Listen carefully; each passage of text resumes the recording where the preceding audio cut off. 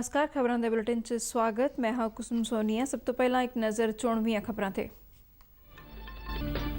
PM cares fund विचों 1 lakh portable oxygen concentrator विकसित किए जाएंगे।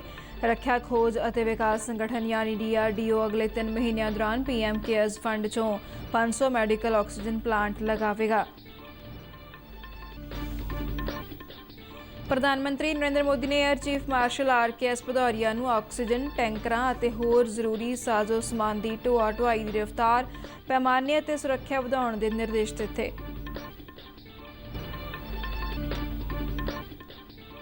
देश में 1 मई तो 18 साल तो उपर उम्र वर्ग के लोगों लिए कोविड टीकाकरण लिए रजिस्ट्रेशन का अमल अज शाम 4 बजे तो शुरू होया। भारत सरकार ने हुण तक सूबियां ते केंद्र शासित प्रदेशों नूं कोविड टीकिਆਂ ਦੀਆਂ 16 करोड़ खुराकां मुफ्त मुहैया करवाईयां।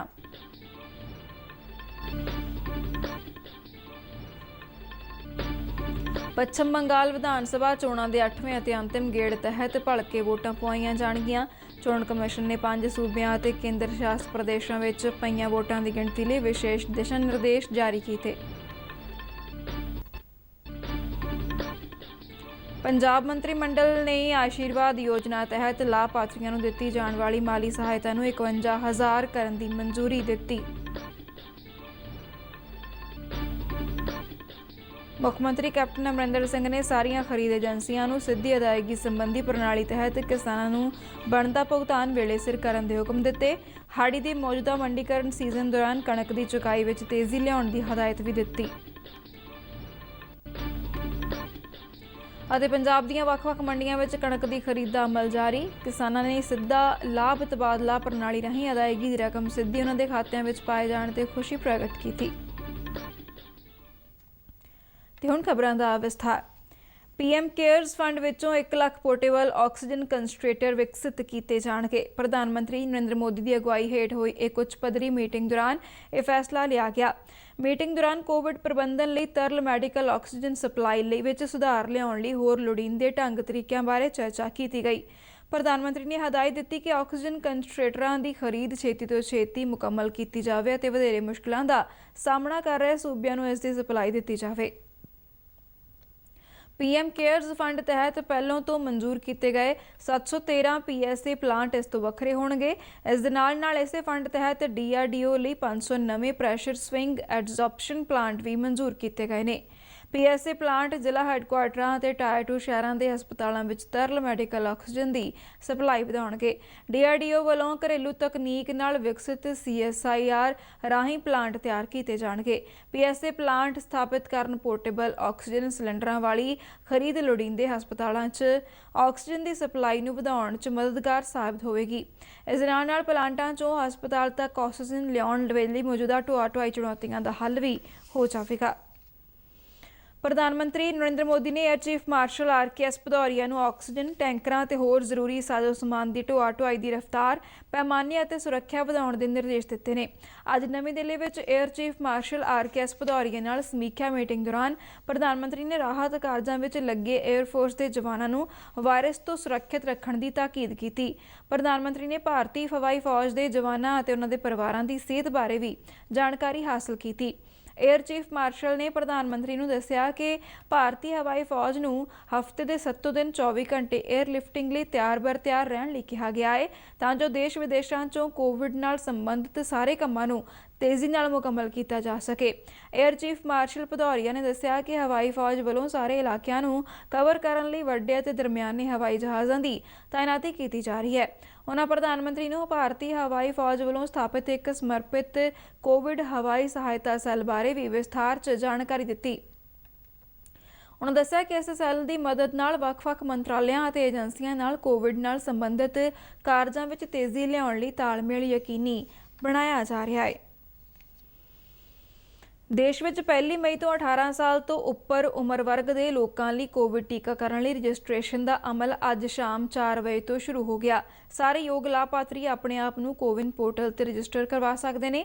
तीजे पड़ाव के इस कोविड टीकाकरण को लिबरलाइज्ड और एक्सलरेटेड पड़ाव का नाम दिता गया है। इस पड़ाव दौरान पहलों की तरह केंद्र सरकार के टीकाकरण केंद्रों में योग लाभार्थियों का मुफ्त टीकाकरण जारी रहेगा, जिन्हां विच सेहत कर्मी, फ्रंटलाइन वर्कर और 45 साल तो वध उम्र वर्ग के लाभार्थी ਲਾਭਪਾਤਰੀ ਵੀ ਸ਼ਾਮਲ ਨੇ। ਇਸ ਟੀਕਾਕਰਨ ਪੜਾਅ ਲਈ ਟੀਕਾ ਉਤਪਾਦਕਾਂ ਵੱਲੋਂ 50% ਸਪਲਾਈ ਕੇਂਦਰ ਸਰਕਾਰ ਨੂੰ ਅਤੇ 50% ਸਪਲਾਈ ਸੂਬਿਆਂ ਦੇ ਨਾਲ ਖੁੱਲ੍ਹੇ ਬਾਜ਼ਾਰ ਵਿੱਚ ਕੀਤੀ ਜਾਵੇਗੀ। ਇਸ ਪੜਾਅ ਦੌਰਾਨ ਕੋਵਿਡ ਪਲੇਟਫਾਰਮ ਤੇ ਰਜਿਸਟ੍ਰੇਸ਼ਨ ਕਰਵਾਉਣੀ ਲਾਜ਼ਮੀ ਹੈ ਅਤੇ ਬਿਨਾਂ ਰਜਿਸਟ੍ਰੇਸ਼ਨ ਤੋਂ ਟੀਕਾ ਨਹੀਂ ਲਗਾਇਆ ਜਾਵੇਗਾ। ਇਸ ਪੜਾਅ ਦੌਰਾਨ ਸਰਕਾਰ ਨੇ ਸੂਬਿਆਂ, ਨਿੱਜੀ ਹਸਪਤਾਲਾਂ ਅਤੇ ਸਨਅਤੀ ਸੰਸਥਾਵਾਂ ਨੂੰ ਉਤਪਾਦਕਾਂ ਤੋਂ ਸਿੱਧਾ ਟੀਕਾ ਖਰੀਦਣ ਦੀ ਆਗਿਆ ਦਿੱਤੀ ਹੈ। ਭਾਰਤ ਸਰਕਾਰ ਨੇ ਹੁਣ ਤੱਕ ਸੂਬਿਆਂ ਤੇ ਕੇਂਦਰ ਸ਼ਾਸਤ ਪ੍ਰਦੇਸ਼ਾਂ ਨੂੰ ਮੁਫਤ ਵਿੱਚ 16 ਕਰੋੜ ਵੈਕਸੀਨੇਸ਼ਨ ਖੁਰਾਕ ਮੁਹੱਈਆ ਕਰਵਾਈਆਂ ਨੇ। ਸੂਬਿਆਂ ਤੇ ਕੇਂਦਰ ਸ਼ਾਸਤ ਪ੍ਰਦੇਸ਼ਾਂ ਕੋਲ ਅਜੇ ਵੀ 1 ਕਰੋੜ ਤੋਂ ਵੱਧ ਖੁਰਾਕਾਂ ਪ੍ਰਬੰਧਨ ਲਈ ਉਪਲਬਧ ਨੇ। ਇਸ ਤੋਂ ਇਲਾਵਾ 57 ਲੱਖ ਤੋਂ ਵੱਧ ਖੁਰਾਕਾਂ ਅਗਲੇ 3 ਦਿਨਾਂ ਦੌਰਾਨ ਸੂਬਿਆਂ ਤੇ ਕੇਂਦਰ ਸ਼ਾਸਤ ਪ੍ਰਦੇਸ਼ਾਂ ਨੂੰ ਮੁਹੱਈਆ ਕਰਵਾਈਆਂ ਜਾਣਗੀਆਂ।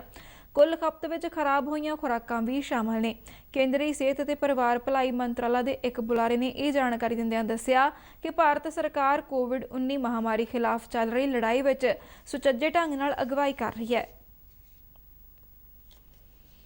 ਪੱਛਮ ਬੰਗਾਲ ਵਿਧਾਨ ਸਭਾ ਚੋਣਾਂ ਦੇ 8ਵੇਂ ਅਤੇ ਅੰਤਿਮ ਗੇੜ ਤਹਿਤ ਭਲਕੇ ਵੋਟਾਂ ਪਵਾਈਆਂ ਜਾਣਗੀਆਂ। ਪੱਛਮ ਬੰਗਾਲ ਸਮੇਤ ਵੱਖ-ਵੱਖ 5 ਸੂਬਿਆਂ ਵਿੱਚ ਹੋਈਆਂ ਚੋਣਾਂ ਦੌਰਾਨ ਪਈਆਂ ਵੋਟਾਂ ਦੀ ਗਿਣਤੀ 2 ਮਈ ਨੂੰ ਕੀਤੀ ਜਾਵੇਗੀ। ਇਸ ਦੌਰਾਨ ਭਾਰਤੀ ਚੋਣ ਕਮਿਸ਼ਨ ਨੇ ਗਿਣਤੀ ਨੂੰ ਧਿਆਨ ਵਿੱਚ ਰੱਖਦਿਆਂ ਕੁਝ ਵਿਸ਼ੇਸ਼ ਹਦਾਇਤਾਂ ਜਾਰੀ ਕੀਤੀਆਂ ਨੇ। ਇਨ੍ਹਾਂ ਹਦਾਇਤਾਂ ਮੁਤਾਬਕ ਹੁਣ 2 ਮਈ ਨੂੰ ਗਿਣਤੀ ਕੇਂਦਰਾਂ 'ਚ ਦਾਖਲ ਹੋਣ ਵਾਲੇ ਉਮੀਦਵਾਰਾਂ ਅਤੇ ਉਹਨਾਂ ਦੇ ਏਜੰਟਾਂ ਵੱਲੋਂ ਆਪਣਾ RT-PCR ਟੈਸਟ ਦਿਖਾਉਣਾ ਲਾਜ਼ਮੀ ਹੋਵੇਗਾ। ਪੱਛਮ ਬੰਗਾਲ ਤੋਂ ਇਲਾਵਾ ਅਸਾਮ, ਤਮਿਲਨਾਡੂ, ਕੇਰਲ ਤੇ ਕੇਂਦਰ ਸ਼ਾਸਤ ਪ੍ਰਦੇਸ਼ ਪੁਡੂਚੇਰੀ ਅਜਿਹੇ ਸੂਬੇ ਨੇ ਜਿੱਥੇ ਵਿਧਾਨ ਸਭਾ ਚੋਣਾਂ ਲਈ ਮਤਦਾਨ ਕਰਵਾਇਆ ਗਿਆ ਹੈ। ਇਸ ਤੋਂ ਇਲਾਵਾ ਕੁਝ ਸੂਬਿਆਂ 'ਚ ਜ਼ਿਮਨੀ ਚੋਣਾਂ ਲਈ ਵੀ ਮਤਦਾਨ ਹੋਇਆ, ਜਿਨ੍ਹਾਂ ਦੇ ਨਤੀਜੇ 2 ਮਈ ਨੂੰ ਆਉਣਗੇ।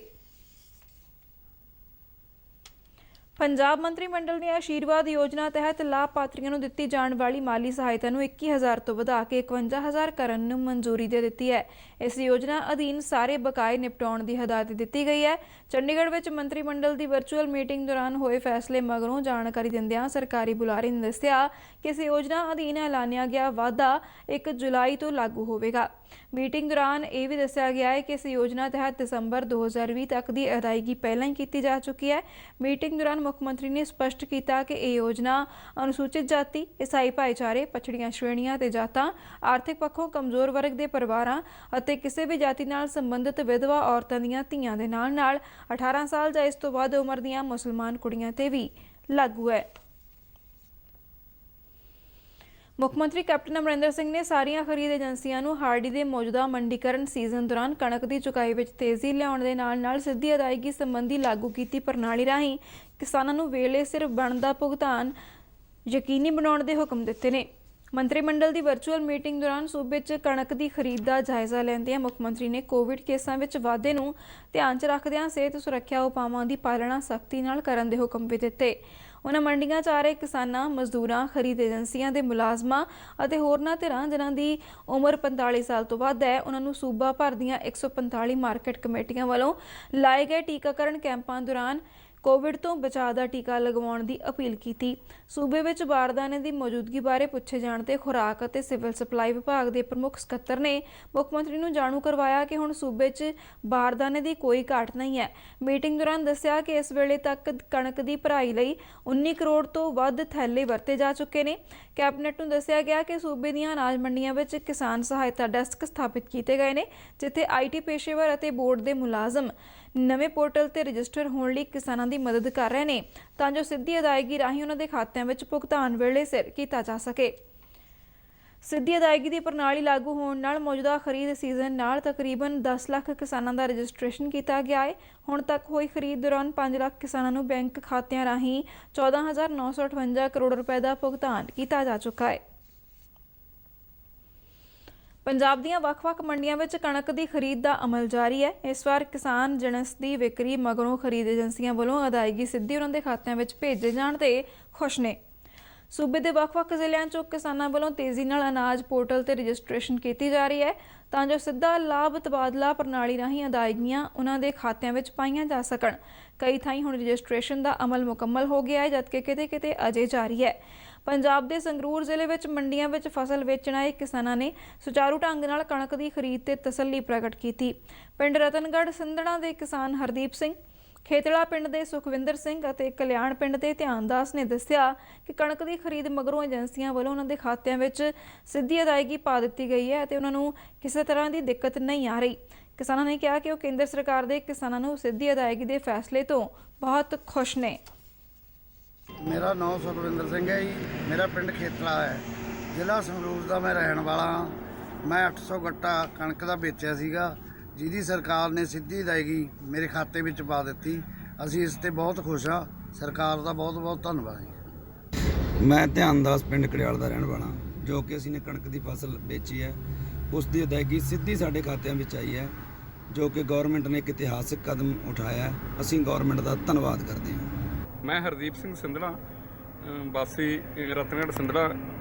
ਲੋਕਾਂ ਤੋਂ ਵਿਊ ਲਏ ਨੇ ਵੀ ਜਿਹੜੀ ਸਿੱਧੀ ਅਦਾਇਗੀ ਹੈ ਸਰਕਾਰ ਕਰ ਰਹੀ ਹੈ, ਇਹ ਤੋਂ ਲੋਕ ਬਹੁਤ ਖੁਸ਼ ਨੇ ਤੇ ਸਾਰੇ ਕਿਸਾਨ ਇਸ ਫੈਸਲੇ ਤੋਂ ਖੁਸ਼ ਨੇ। ਕਿਸਾਨ ਫਰੀਦਕੋਟ ਜ਼ਿਲ੍ਹੇ ਵਿੱਚ ਵੀ ਵੱਖ-ਵੱਖ ਮੰਡੀਆਂ ਵਿੱਚ ਆਪਣੀ ਫਸਲ ਲੈ ਕੇ ਆਏ ਕਿਸਾਨਾਂ ਨੇ ਸਿੱਧਾ ਲਾਭ ਤਬਾਦਲਾ ਪ੍ਰਣਾਲੀ ਰਾਹੀਂ ਖਰੀਦ ਏਜੰਸੀਆਂ ਵੱਲੋਂ ਉਹਨਾਂ ਦੇ ਖਾਤਿਆਂ ਵਿੱਚ ਸਿੱਧੀ ਅਦਾਇਗੀ ਪਾਏ ਜਾਣ ਤੇ ਖੁਸ਼ੀ ਪ੍ਰਗਟ ਕੀਤੀ। ਪ੍ਰਸਾਰ ਭਾਰਤੀ ਦੇ ਨੁਮਾਇੰਦੇ ਨੇ ਜ਼ਿਲ੍ਹੇ ਦੀਆਂ ਕੁਝ ਮੰਡੀਆਂ ਦਾ ਦੌਰਾ ਕੀਤਾ ਤੇ ਕਿਸਾਨਾਂ ਨਾਲ ਗੱਲਬਾਤ ਕੀਤੀ। ਉਹਨਾਂ ਨੇ ਕਿਹਾ ਕਿ ਸਿੱਧੇ ਪੈਸੇ ਉਹਨਾਂ ਦੇ ਖਾਤੇ ਵਿੱਚ ਆਉਣ ਨਾਲ ਉਹ ਅਗਲੀ ਫਸਲ ਦੀ ਬਿਜਾਈ ਲਈ ਲੋੜੀਂਦੀ ਰਾਸ਼ੀ ਖਰਚ ਕਰ ਸਕਣਗੇ। ਪਿੰਡ ਚਾਹਲ ਦੇ ਕਿਸਾਨ ਵਿਰਸਾ ਸਿੰਘ ਅਤੇ ਭਰਤਵੀਰ ਸਿੰਘ ਨੇ ਸਿੱਧੇ ਉਹਨਾਂ ਦੇ ਖਾਤਿਆਂ ਵਿੱਚ ਅਦਾਇਗੀ ਦੀ ਰਕਮ ਆਉਣ ਤੇ ਖੁਸ਼ੀ ਪ੍ਰਗਟ ਕੀਤੀ। ਮੈਂ ਵਿਰਸਾ ਸਿੰਘ ਜੀ, ਪਿੰਡ ਚਾਹਲ ਦੇ ਰਹਿਣ ਵਾਲੇ ਤੇ ਜਿਹੜੇ ਕਿਸਾਨਾਂ ਦੇ ਪੈਸੇ ਖਾਤੇ ਪਾਏ ਉਹਨਾਂ ਦੇ ਤੇ ਸਾਡੇ ਜਿਹੜੇ ਪੈਸੇ ਸਾਡੇ ਖਾਤੇ ਪਾ ਦੇ, ਸਰਕਾਰ ਦੀ ਬੜੀ ਮਿਹਰਬਾਨੀ, ਧੰਨਵਾਦ ਜੀ। ਮੈਂ ਭਰਤਵੀਰ ਪਿੰਡ ਚਹਿਲਾਂ ਦਾ ਰਹਿਣ ਵਾਲਾ। ਮੈਂ ਸ਼ੁਕਰੀਆ ਅਦਾ ਕਰਨਾ ਚਾਹੁੰਦਾ ਮੋਦੀ ਸਰਕਾਰ ਦਾ, ਸਾਡੇ ਪ੍ਰਧਾਨ ਮੰਤਰੀ ਮੋਦੀ ਜੀ ਦਾ, ਜਿਨ੍ਹਾਂ ਨੇ ਇੰਨੀ ਵਧੀਆ ਸਕੀਮ ਲਿਆ ਕੇ ਸਾਡੇ ਕਿਸਾਨ ਭਰਾਵਾਂ ਨੂੰ ਖੁਸ਼ ਕੀਤਾ ਹੈ। ਤੇ ਮੈਂ ਦੱਸ ਦੇਵਾਂ ਆਪਣੇ ਕਿਸਾਨ ਭਰਾਵਾਂ ਨੂੰ, ਮੈਂ ਹੁਣ ਇਹ ਕਣਕ ਵੇਚੀ ਹੈ ਤੇ ਮੇਰੇ ਖਾਤੇ ਵਿੱਚ ਜਿਹੜੇ ਪੈਸੇ ਆ ਉਹ ਪੈ ਗਏ ਹਨ। ਹੁਣ ਮੈਨੂੰ ਕਿਸੇ ਗੱਲ ਦੀ ਕੋਈ ਪਰੇਸ਼ਾਨੀ ਨਹੀਂ। ਜੰਮੂ ਕਸ਼ਮੀਰ ਦੇ ਕਠੂਆ 'ਚ ਇੱਕ ਕੈਮੀਕਲ ਫੈਕਟਰੀ 'ਚ ਹੋਏ ਧਮਾਕੇ 'ਚ 2 ਵਿਅਕਤੀ ਮਾਰੇ ਗਏ ਨੇ, ਜਦਕਿ ਇੱਕ ਵਿਅਕਤੀ ਜ਼ਖਮੀ ਹੋਇਆ। ਪੁਲਿਸ ਦੇ ਇੱਕ ਬੁਲਾਰੇ ਨੇ ਜੰਮੂ ਵਿੱਚ ਇਹ ਜਾਣਕਾਰੀ ਦਿੰਦਿਆਂ ਦੱਸਿਆ ਕਿ ਇਹ ਧਮਾਕਾ ਕਠੂਆ ਦੇ ਹਟਲੀ ਮੋੜ ਨੇੜੇ ਪੈਂਦੀ ਇੱਕ ਲੱਡ ਦੀ ਫੈਕਟਰੀ ਵਿੱਚ ਹੋਇਆ। ਪੁਲਿਸ ਵੱਲੋਂ ਮ੍ਰਿਤਕਾਂ ਦੀ ਸ਼ਨਾਖਤ ਕੀਤੀ ਜਾ ਰਹੀ ਹੈ। ਡੀਡੀ ਪੰਜਾਬੀ ਦੇ ਖਬਰਾਂ ਦੇ ਬੁਲੇਟਿਨ ਸਾਡੇ ਦਰਸ਼ਕ YouTube channel RNU DDK Jalandhar ਤੇ ਵੀ ਦੇਖ ਸਕਦੇ ਨੇ ਤੇ ਇਹ ਬੁਲੇਟਿਨ RNU ਜਲੰਧਰ ਦੇ ਟਵਿੱਟਰ ਹੈਂਡਲ ਅਤੇ Facebook ਪੇਜ ਤੇ ਉਪਲਬਧ ਨੇ। ਬੁਲੇਟਿਨ ਦੇ ਅਖੀਰ ਵਿੱਚ ਚੁਣਵੀਆਂ ਖਬਰਾਂ ਇੱਕ ਵਾਰ ਫਿਰ ਤੋਂ। PM ਕੇਅਰਸ ਫੰਡ ਵਿੱਚੋਂ 1 ਲੱਖ ਪੋਰਟੇਬਲ ਆਕਸੀਜਨ ਕੰਸਟ੍ਰੇਟਰ ਵਿਕਸਿਤ ਕੀਤੇ ਜਾਣਗੇ। ਰੱਖਿਆ ਖੋਜ ਅਤੇ ਵਿਕਾਸ ਸੰਗਠਨ ਯਾਨੀ DRDO ਅਗਲੇ 3 ਮਹੀਨਿਆਂ ਦੌਰਾਨ PM ਕੇਅਰਸ ਫੰਡ ਚੋਂ 500 ਮੈਡੀਕਲ ਆਕਸੀਜਨ ਪਲਾਂਟ ਲਗਾਵੇਗਾ। ਪ੍ਰਧਾਨ ਮੰਤਰੀ ਨਰਿੰਦਰ ਮੋਦੀ ਨੇ air chief marshal RKS Bhadauria ਨੂੰ ਆਕਸੀਜਨ ਟੈਂਕਰਾਂ ਅਤੇ ਹੋਰ ਜ਼ਰੂਰੀ ਸਾਜ਼ੋ ਸਮਾਨ ਦੀ ਢੋਆ ਢੁਆਈ ਦੀ ਰਫ਼ਤਾਰ, ਪੈਮਾਨੇ ਅਤੇ ਸੁਰੱਖਿਆ ਵਧਾਉਣ ਦੇ ਨਿਰਦੇਸ਼ ਦਿੱਤੇ।